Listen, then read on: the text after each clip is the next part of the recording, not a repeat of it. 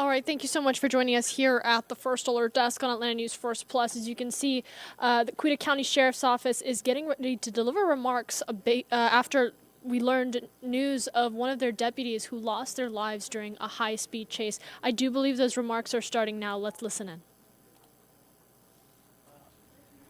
Our officer that was killed last night,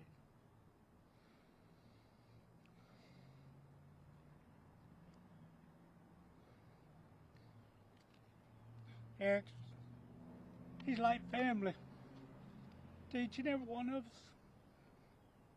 His whole family, yes. His wife Trina has been up to the office with us many a time, ate with us. He had 3 daughters. He's been with the sheriff's office. He started back in 2014. He worked with us for a couple of years. Then he went to Tyrone for about 5 years, Tyrone Police Department. And then he saw the grass was greener over here, and he came back to us. And he brought his canine with him at that time. So he worked patrol here for probably a year or two, and then we moved him to our crime suppression unit, and that's what he was working last night. He started chasing a car that was stolen here in Coweta County. He went through several different jurisdictions and just had crossed into the Alabama line, into Alabama, and the Alabama Police Department has had put stop sticks out, which stopped the car. He stops behind the car, he's getting out of the car and starts giving orders for them what to do. And as he's standing outside the car, another police agency from Alabama came up, couldn't stop, and hit him. He was pronounced dead at the hospital shortly thereafter. He is very much loved. He was a friend, a father, a son, a brother. But most of all, he was a law enforcement officer first. That's all he ever wanted to do. What these men and women do each and every day is dangerous. And I ask that you pray for him and his family, for our family, the Coweta Sheriff's Office family, but also pray for the Lynette Police Department and the officer involved there, all the officers involved last night. Pray for each and every one of them. But pray for each and every law enforcement personnel each and every day for what they do and what they go through each and every day, just because this is what they want to do. There's a reason they're in this job, and they know the consequences. It can happen at any time, but they do it anyway. And I want to thank you for being here today so that we can get Eric's story out. He is the epitome of what we work for here at Coweta County Sheriff's Office. Is get officers like Eric, who is dedicated to the county to make sure things are safe here for the citizens and for his family and our families. Thank you. I will. Did they describe what resulted in the officer not being able to stop? Was it a malfunction with the vehicle, or is that all under investigation? That's all in the investigation. Alabama Highway Patrol is working the accident itself there. Sheriff, was the Lynette police officer involved in the pursuit as well? He was coming up on it. I believe Lynette was the one that actually deployed the stop sticks to start with. So. He was coming off. He was involved in the pursuit as well, and came up on the scene. Yes. And couldn't stop. Anything about the suspect that made this pursuit unnecessary to go across state lines? Just other than it was a stolen vehicle and the way he was driving. Trying to get him off the road. Driving erratically, recklessly. Recklessly, high speed. So. Sheriff, was the car stolen out of Coweta County? No, it was stolen out of Douglas County. Douglas County, and alerted here in Coweta. Yes. Sheriff, can you tell us whether you've had an opportunity, I'm sure at this point, to speak with Eric's family, Yes, sir. his wife, how they're doing, what they may need at this time? We have been with them all morning. They're devastated, as you might well guess.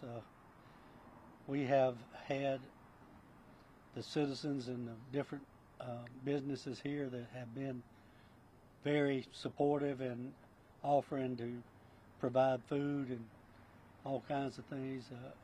Funeral home is taking care of the funeral itself. Now, they just need prayers and support any way you can give it. Any details about I know it's still early, about the possible service or remembrance? I think we have one Question, what was the question? of the services. Monday at 11, Crossroads. Crossroads Church on Highway 16. Sheriff, when those chases come to a conclusion like that, there are typically a number of officers outside their vehicles intent on taking the person into custody. Were there other officers in danger at the time from what we could out? Yeah, there were other officers that were scrambling around, but I guess if there was a good thing that came out of it, is I don't believe Eric even knew what hit him. And was he on the shoulder of the highway, or were they actually in the? He was on the roadway, I believe. He was on the roadway. On the driver's side of his vehicle. Had his canine with him? Had his K9 with him. K9 is fine.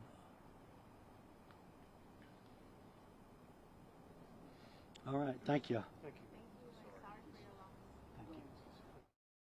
All right, so you just heard from the Coweta County Sheriff providing a heartfelt update on one of his own deputies, which no sheriff ever wants to do. But as he mentioned, you know, these law enforcement officers get up every day knowing the reality of their job, and even then it is unimaginable when tragedy like this happens. For those of you that might have jumped on the stream, didn't catch the full remarks, we're going to recap a little, fill you in.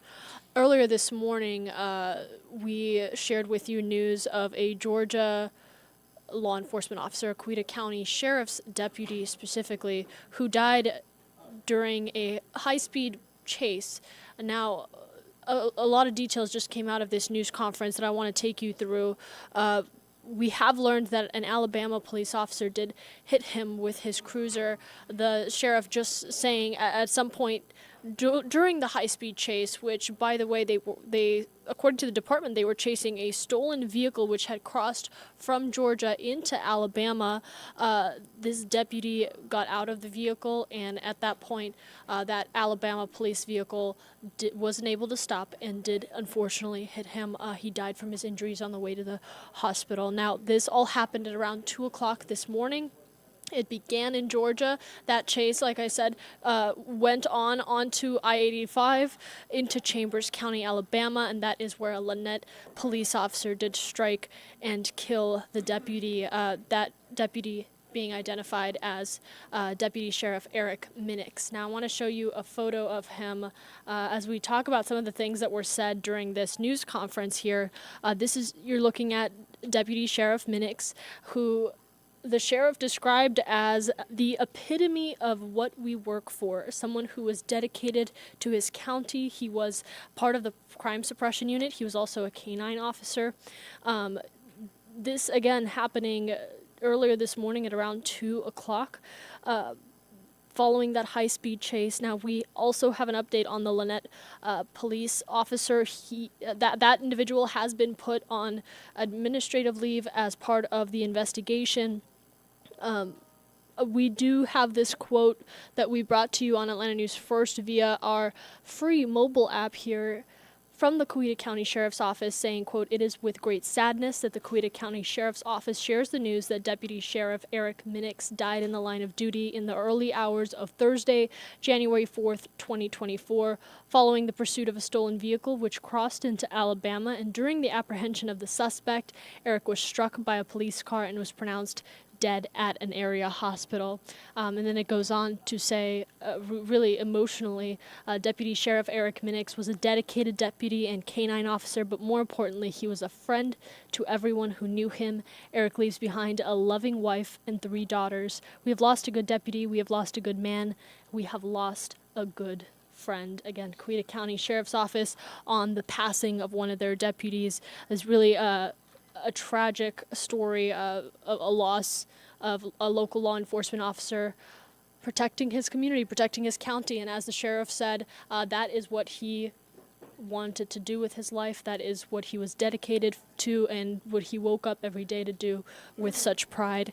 Some of you were asking on our Atlanta News First YouTube page the status of the canine who was in the vehicle. The canine is doing okay. That is directly from the sheriff who we just heard from. Unfortunately, this is really a hard time for the Coweta County Sheriff's Office, as well as I'm sure Deputy Minix's family. So at this time, we just encourage you to send healing thoughts their way and keep them in your hearts. In the meantime, I want to take you to our AtlantaNewsFirst.com website. Again, you can follow our latest stories and developments, including right there you see the latest of what we know, including that deputy and the Alabama police officer who is now on administrative leave in this high-speed chase. Again, that is typically a routine administrative leave as the investigation continues. The Georgia Bureau of Investigation has been called to lead this investigation. We're, of course, following the developments and anything that comes out of that. We're going to keep you updated. Again, AtlantaNewsFirst.com and the free Atlanta News First app.